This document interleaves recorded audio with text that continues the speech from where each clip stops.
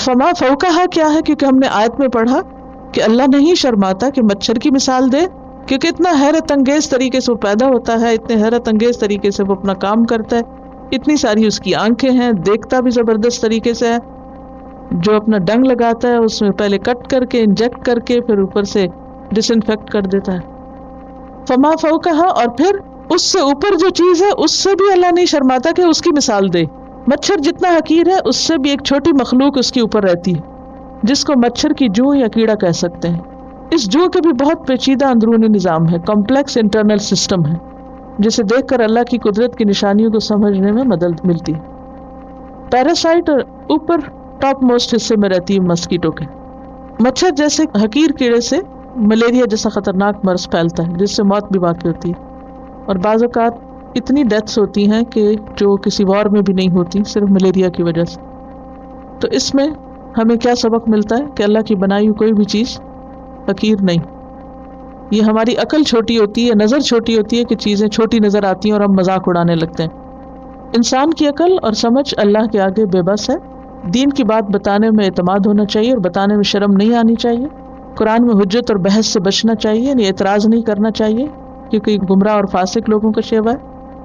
قرآن کی مثالوں پر غور و فکر سے سوچ کے کئی زاویے کھلتے ہیں۔ یہ ریفرنس ہے ہارون یحییٰ کی ویب سائٹ پر بھی آپ کو یہ پریزنٹیشن مل جائے گی۔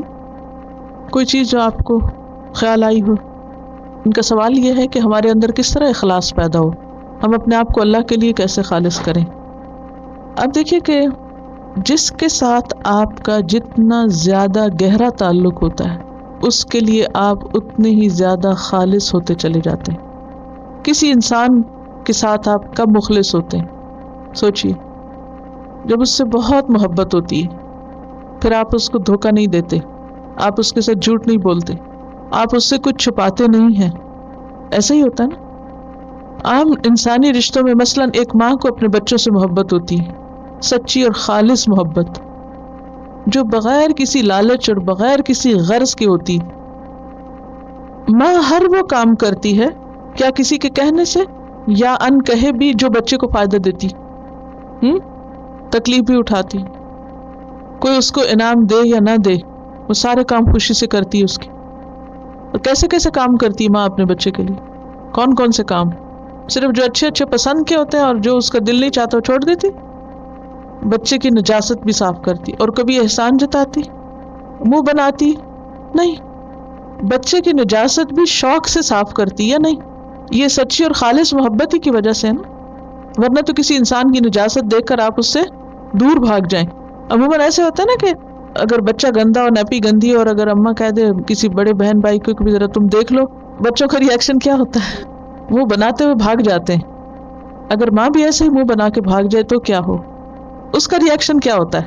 وہ کتنی محبت کے ساتھ اور کتنی چاہت کے ساتھ وہ اپنا کھانا پینا چھوڑ دے۔ بچہ گندا تو ماں کھانا کھاتی، میز لگا ہوا سب بیٹھے ہوئے ہیں اور ماں بچے کو لے کر واش روم میں پہنچی ہوئی۔ اور اکثر ایسے ہوتا ہے، عین اس وقت جب گھر سے نکلنے لگے، عین اس وقت جب کھانا لگا ہوا، عین اس وقت جب کوئی ضروری کام ہے، اور بچہ بالکل ماں کو ایک ایسی چیز میں مصروف کر دیتا ہے کہ جس میں کوئی اور برداشت ہی نہیں کر سکتا، اور وہ خوشی کے ساتھ سب کچھ کرتی۔ پسندیدہ کام بھی اس کے، جب بچہ خوش ہوتا ہے تو سب سے زیادہ کون خوش ہوتا ہے؟ ماں خوش ہوتی۔ جب بچہ بیمار ہوتا ہے تو سب سے زیادہ فکر کون کرتا ہے؟ ماں کرتی ہے۔ جب بچے کو کوئی دکھ ہوتا ہے تو سب سے زیادہ غم بھی ماں کو ہوتا ہے۔ یہ سب کیا خالص محبت ہے نا۔ ایسے ہی جس انسان کو اپنے رب سے خالص محبت ہوتی ہے، ایاک نعبد، وہی مطلوب ہوتا ہے، وہی مقصود ہوتا ہے، وہی محبوب ہوتا ہے ہر چیز سے بڑھ کر۔ تو پھر اخلاص کا مطلب کیا ہے کہ انسان اللہ کی پکار پر لبیک کہے، اسی شوق کے ساتھ جس شوق کے ساتھ ماں بچے کی خدمت کے لیے تیار رہتی ہے۔ کیا ماں کو کنونس کرنا پڑتا ہے کہ بچے کو دودھ پلاؤ؟ ماں کو کوئی دلیل دینی پڑتی، کوئی آرگیومنٹس دینی پڑتی کہ اچھا تم اب اس کے لیے یہ کرو تو یہ فائدہ ہوگا، بچہ سنبھالو گی تو تم کو یہ ملے گا؟ نہیں، کچھ ملے یا نہ ملے۔ اور صرف یہ انسانوں میں نہیں، آپ دیکھیں جانوروں کے اندر کیا ہوتا ہے۔ جانوروں میں بہت ساری مثالیں کہ ایک ماں کی مثال جو بچے کے لیے۔ تو جب انسان کو واقعی اللہ سے محبت ہوتی ہے نا تو اس کے لیے پھر وہ نیند بھی چھوڑ دیتا ہے اور نیند توڑ کے سویرے اٹھتا ہے. اور جن کو زیادہ محبت ہوتی ہے وہ صرف فجر کے لیے نہیں، اس سے بھی پہلے اٹھتے ہیں. وہ اللہ کے لیے بھوکے پیاسے رہ کر بھی خوش ہوتے ہیں روزہ رکھ کے. وہ اس کے لیے اپنا پسندیدہ ترین مال خرچ کرتے ہیں. لن تنالوا البر حتى تنفقوا مما تحبون. اللہ کی محبت میں اپنی ہر پسندیدہ چیز دینے کو تیار ہو جاتے ہیں. یہی ہے اللہ کے لیے خالص ہونا. اور اس میں وہ کسی تعریف کی توقع نہیں رکھتے کہ کوئی اور دوسرا تیسرا ان کی تعریف کرے، انکریج کرے یا اپریشیٹ کرے. نہیں، غیر ضروری باتیں کم کریں گے تو انشاءاللہ آپ دیکھیں گے غور و فکر زیادہ ہوگا، اور جب کنسنٹریشن چند چیزوں پر ہوگی تو نماز میں بھی فوکس زیادہ ہوگا. کیونکہ نماز آئینہ ہے نا ہمارا. جو کچھ ہم دن میں کرتے ہیں وہی نماز میں یاد آتا ہے. جب آپ اچھی کام کریں گے تو نماز میں بھی اچھی باتیں یاد رہیں گی. جو باتیں اب سمجھ نہیں آئیں وہ آئندہ آ جائیں گی انشاءاللہ، کیونکہ قرآن کے بہت سے حصے ریپیٹ ہوتے چلے جاتے ہیں. دیکھیے، علم حاصل کرنا پھر اس علم کا عمل کا حصہ بننا یہ ایک دن میں نہیں ہوتا. کوئی پودا ایک دن میں پھل نہیں دیتا ہے. کوئی پودا ایسا نہیں ہے کہ جو ایک دن میں پھل دے. کوئی بچہ ایک دن میں جوان نہیں ہوتا. اسی طرح انسان بھی ایک دن سیکھ کر عالم نہیں بن جاتا، اور اس کو ہر چیز ازبر نہیں ہو جاتی. اور صرف ایک دن کا کھانا ہمارے لیے کافی نہیں ہوتا کہ اس سے ہمیں ساری نیوٹریشن مل جائے. یہ دن میں ایک وقت کا کھانا کافی ہوتا ہے. ایک وقت صبح آپ نے ناشتہ کر لیا، کل تک چلے گا؟ نہیں چلے گا نا. اسی طرح ایک دفعہ کوئی کانسیپٹ آپ کو اگر دیا جاتا ہے، ایک لیسن میں آپ کو ایک چیز پڑھتے ہیں، بعض اوقات آپ کو صرف 10% سمجھ آتی ہے.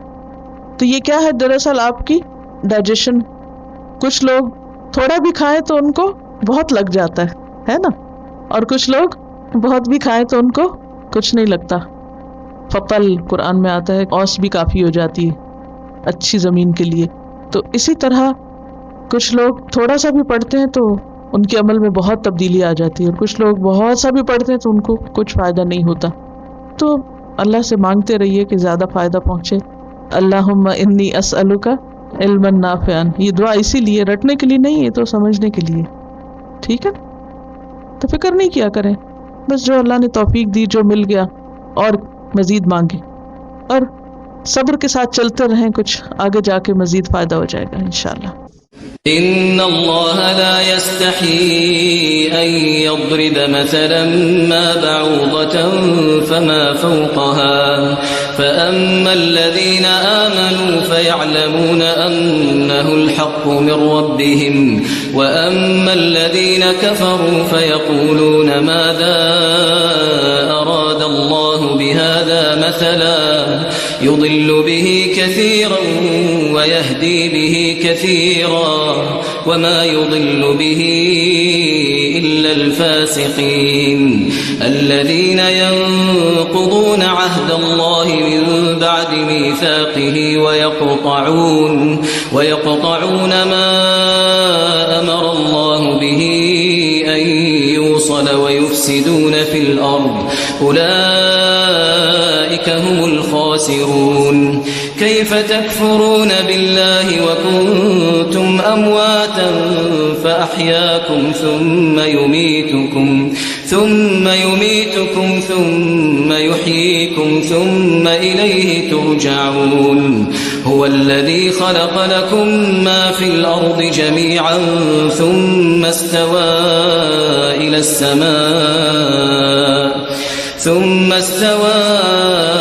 السماء فسواهن 7 سماوات وهو بكل شيء عليم.